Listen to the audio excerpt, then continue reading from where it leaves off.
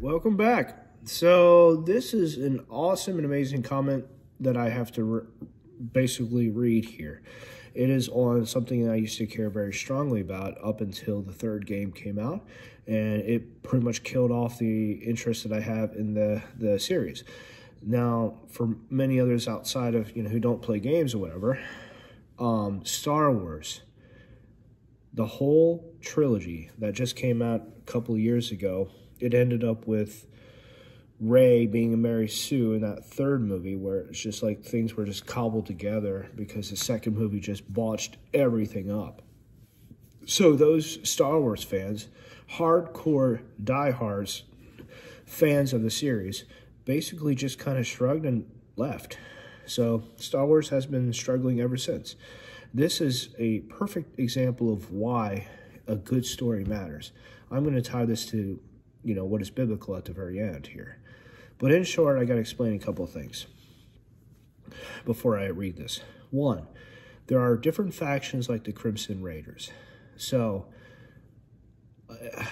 not all factions are going to be good. Some are tied to corporations. Some are tied to companies where, their whole entire gig is going to different planets and doing stuff. Mining, military force, protection. Bandits do technically count because they actually kind of come together to make their own, cobble together their own loot.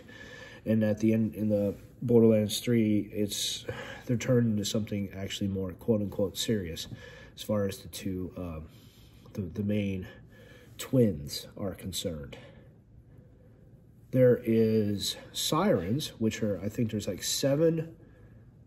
There can only ever be 7 sirens out there in the entire universe at one time. They have mystical blue tattoos and special, original, different powers. And it explains from the very beginning of Borderlands, they got some really cool stuff that's going for them, but they've got a permanent body tattoo. And let me see what else here. In the whole series, they also have a pre-sequel. They have Tales from the Borderlands, I think. Tales from or Tales of the Borderlands? Give me a second. Oh, I can't remember. It's probably in here somewhere. It's something you've got side stuff put together. When you put them all together, it's just an amazing, awesome story with things overlapping each other. It's kind of like with the Walking Dead franchise.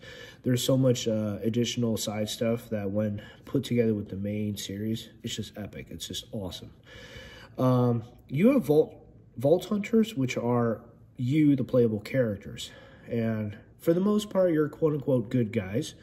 You have a common goal of doing 2 things: beating bosses and going to these vaults, looting them, and getting whatever's inside there. No spoilers.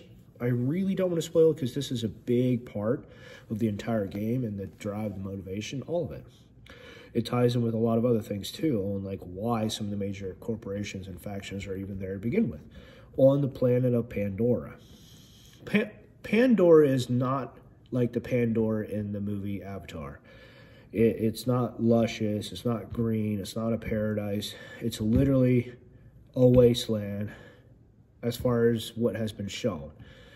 There's a quote by someone who is the head of this one faction. He's something about explosions happening 80% of the time, and then the rest of the workforce is all dead and killed off. I can't remember the exact quote, but it's if 80% of all the explosions, I can't, whatever. Anyway, it's 80% of the entire population died at once when this huge conflict started off at the very beginning before the game even started, which is why the planet is half desolate and empty to begin with.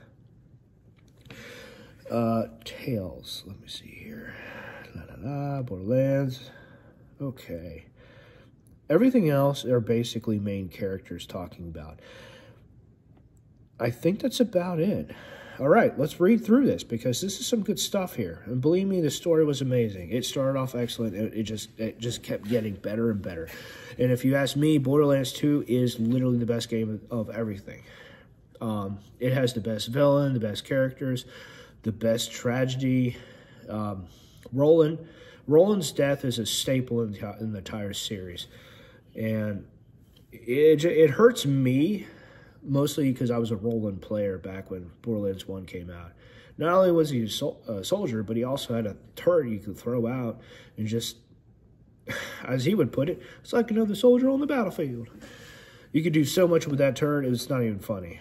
Oh yeah, anyway, I'll read through this. The thing that makes the whole thing so much worse for me is the build-up leading to Borderlands 3. This is by Crow Rising, 7 days ago, edited. Borderlands 2 main campaign ended on this big, epic cliffhanger regarding the surviving original Crimson Raiders and the new Vault Hunters finding a map of vaults across the galaxy. Then the DLC taking place after this was largely character development. Then we got pre-sequel and Tales from the Borderlands. Starting with Tales, we got introduced to a new ragtag group who managed to bumble themselves into the thick of things, getting themselves gradually more directly involved with the events of the main series plot. The main two characters, Rise and Fiona, are strongly hinted at in the game to be major characters in the future, with Rise going on to become the head of Atlas Corporation, and Fiona going on to become a proper Vault Hunter. In pre-sequel, we get the backstory for Handsome Jack, explaining how he turned into the unhinged tyrant that he did. A massively unhinged lunatic, not just a tyrant. He was also a Vault Hunter, too. Like, okay, so you play as a double of Handsome Jack, who is a Vault Hunter. Handsome Jack is like kind of a good guy, because in the beginning of like Borderlands 2, you're like, he's a good guy? Wait, what? How is he a good guy? Because he's actively trying to kill you.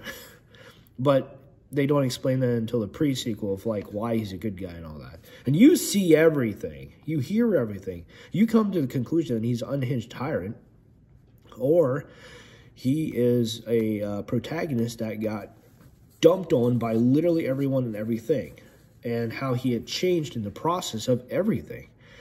No spoilers, but pre-sequel is pretty good. All right, moving on. Direct connection.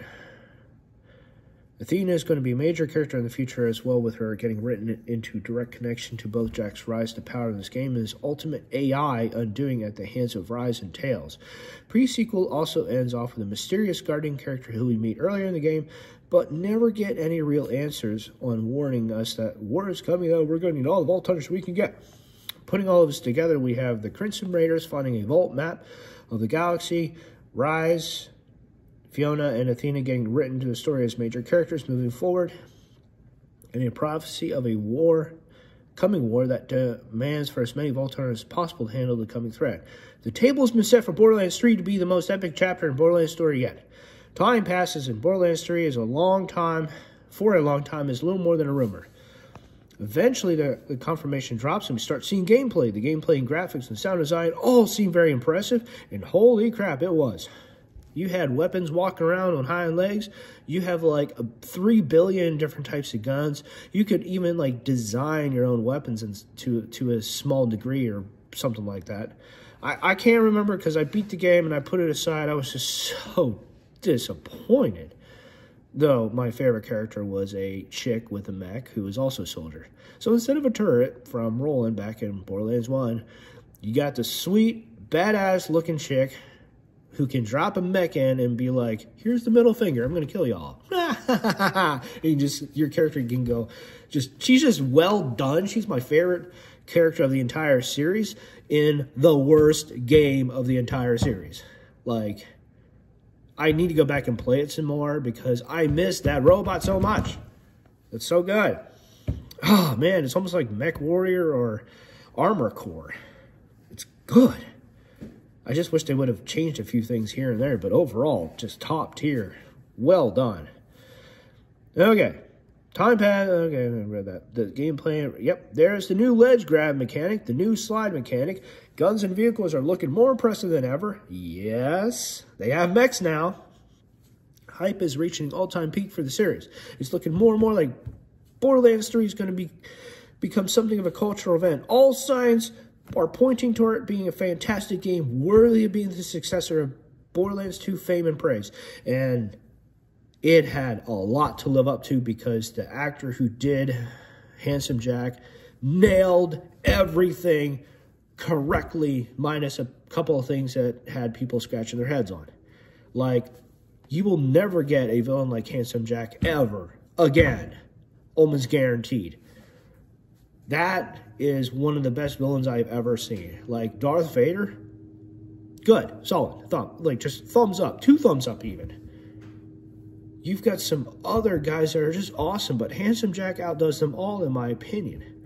The guy is extremely well done, unhinged, crazy, very intelligent, but at the same time, a lot of what he does is like almost like bullshit. Like, he knows he has respawners in place, and the respawners make jokes every time you die and come back, where it's like, you don't die until Handsome Jack says you die. Thank you for your donation. Stuff like that, because like every time you die and respawn, it's like money's taken out of your account, like more and more and more and more, and they just joke about it half the time. And there's another time when this guy, where Handsome Jack comes up to you, he's like, not comes up to you, but you come up to a certain location, he's like, dude, I'll pay you $1 million to jump off and kill yourself or something like that.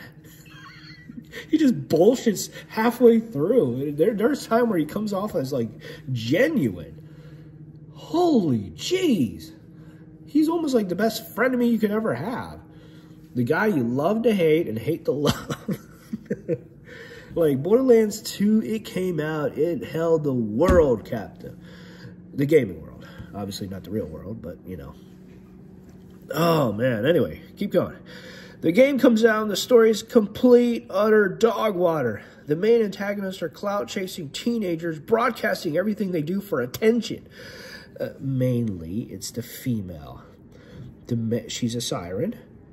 The male is technically a siren too, but he's like a parasite, as the sister calls him. And eventually, she takes his powers for her own, quote unquote. Dude, he was set up very well, but they just kind of like killed him off. Kind of like, what's his name?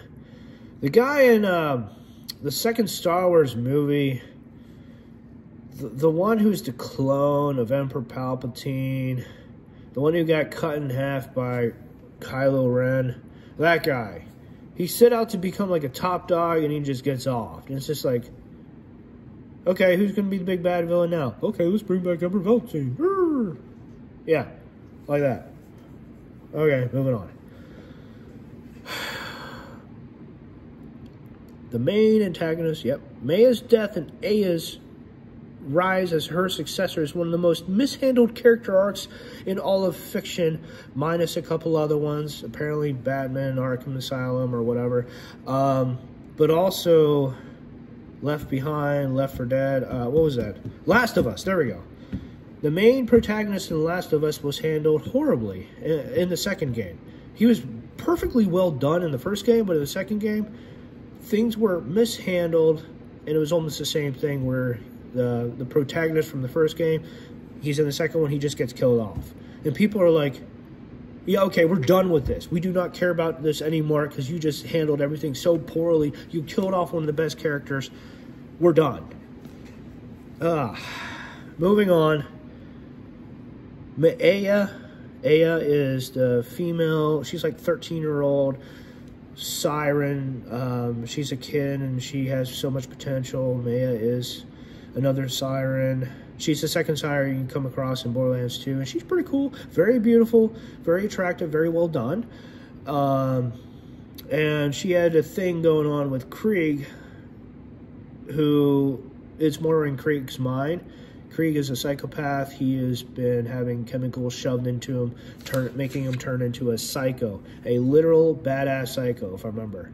He's one of those villains in the whole series that turns into a good guy because he's like, she's so attractive, I want her as my wife one day, please take care of me. So he comes across as almost like a simp, but the guy genuinely is awesome, even though he's completely written off as a bad guy turned good, with obviously chemical imbalances and just completely a nutcase. And he explains his arc, he explains himself. His mind and his body do not communicate. It's just very well done in such an awesome way. The character impressed me so much. I have a picture of him drawn fighting Nicol Bolas from Magic the Gathering, since I do a page dedicated to building, dedicated towards Magic the Gathering. Just awesome stuff. Oh man, I'll probably use that as this picture here because it's just a perfect. Anyway, moving on. Maya's death and Aya's rise as her successor is one of the most misunderstood character arcs in all of fiction.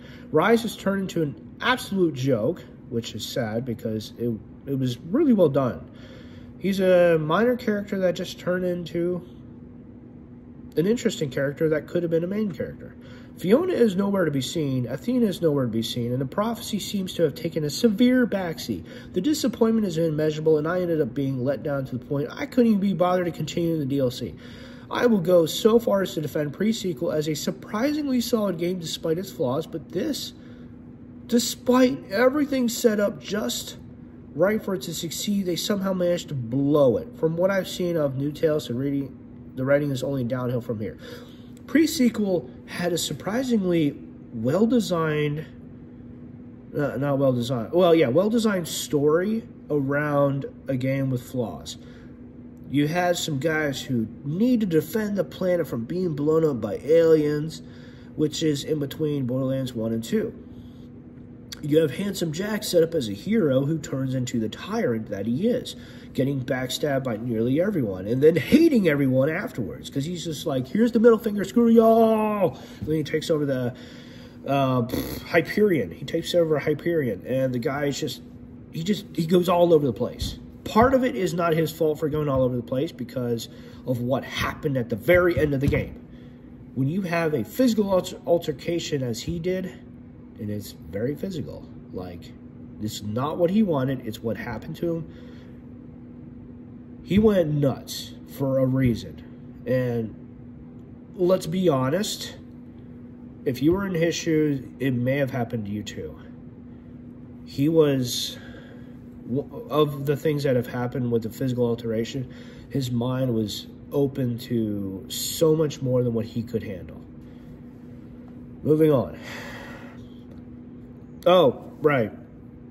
The characters in the Pre-Sequel were very good, very well done. A little stupid in some regards with Claptrap, the Claptrap assassin.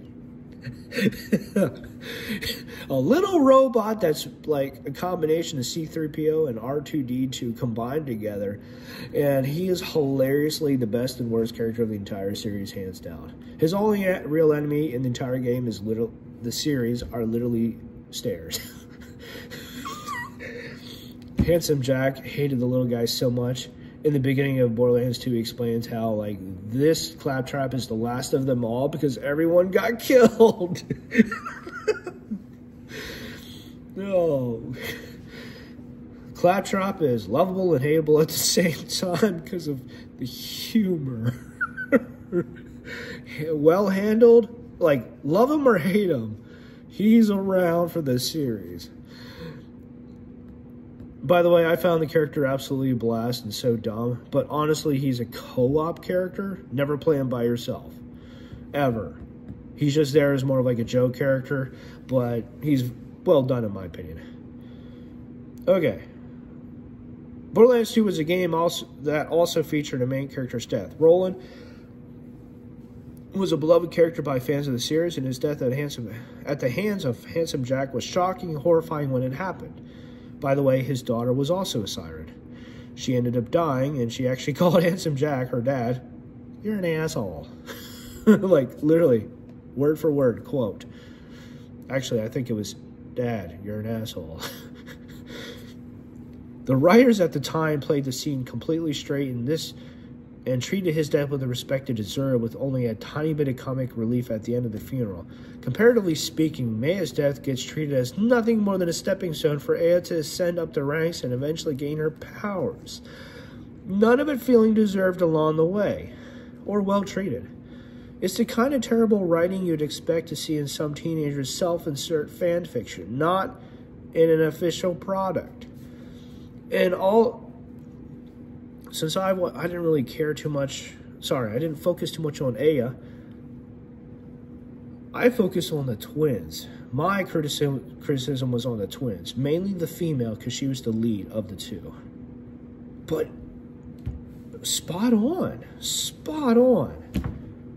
The kid had so much potential, and a lot of it was just sacrificed or not even involved, and it was ruined. Absolutely ruined. That is how you kill off an entire fan base and series. Poor writing, sloppy writing, writing that doesn't have everything connected. And even if that is the case where things are not always connected, you can come back later in another game or movie or whatever and just add in little pieces here and there. Even fan fiction can add some really cool things in now and then. Oh, man. Anyway, I never thought I would do a video on Borderlands 2, Borderlands series, but like, as far as one of the best stories and series that had so much potential, because believe me, it started off on one world, and the whole series expanded out to like literally the universe. You could have so much fun with this if you combine it with some other cool stuff. You can almost like integrate this with like Star Wars, Marvel, DC. There's ways to handle this to make it work. Even Warframe. Warframe is set within our universe and all that too. Like there's fun ways to integrate Borderlands within other series. It really is. Okay, so one of the sirens, not going to get into all the characters and specifics, but one of the sirens has the ability of calling phase shift. Phase locking, phase shift. You can do some fun stuff by moving things around. And like Lilith, the first siren, the main siren for the whole series, moved an entire city in the air that was floating on thrusters and all that. She's just like, boom, watch that. And it just made so many people like, whoa, we've never seen anything like that ever. A city that just simply moved in the blink of an eye. Oh, amazing. Well done. Holy jeez. But yeah.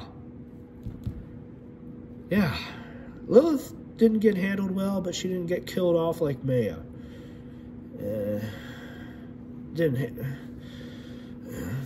She was good, she was solid, but there was so much that went wrong in Borderlands 3. You just simply ignore, like if you ignore the plot, you ignore the story, you ignore certain things, you could enjoy it.